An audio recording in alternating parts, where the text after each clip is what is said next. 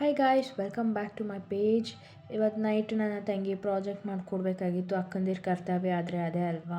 Big boss ನೋಡ್ತಾ ಹಂಗೆ ನನ್ನ ತಂಗಿ ಪ್ರಾಜೆಕ್ಟ್ಸ್ನ ಕಂಪ್ಲೀಟ್ ಮಾಡಿದೆ. ಲಿಟ್ರಲಿ ಅವಳಿಗೆ ಹೋಮ್ವರ್ಕ್ ಕೊಡ್ತಾರೋ ಅಥವಾ ಅವಳಿಗೆ ಪ್ರಾಜೆಕ್ಟ್ ಕೊಡ್ತಾರೋ ನನಗಂತೂ ಗೊತ್ತಿಲ್ಲ. ಅವಳ ವರ್ಕ್ಸ್ ಎಲ್ಲ ನನಗಿರುತ್ತೆ.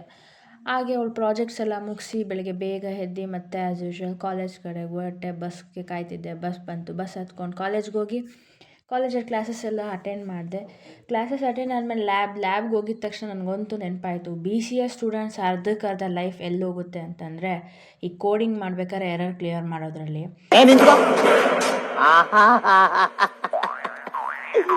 ಏನೋ ಕಂದಲೇ ಏನೋ ಏನೋ ಏನೋ. ಇವತ್ತು ನಮ್ಮ ಕಾಲೇಜಲ್ಲಿ ಕಲ್ಟ್ ಮೂವಿ ಪ್ರಮೋಷನ್ಗೆ ಅಂತ ಬಂದಿದ್ದರು. ಬಟ್ ನಾನು ಅಲ್ಲಿಗೆ ಹೋಗೋಕ್ಕಾಗಲಿಲ್ಲ ಅನ್ಫಾರ್ಚುನೇಟ್ಲಿ. ನನ್ನ ಫ್ರೆಂಡ್ಸ್ ಎಲ್ಲ ಹೋಗಿದ್ರು.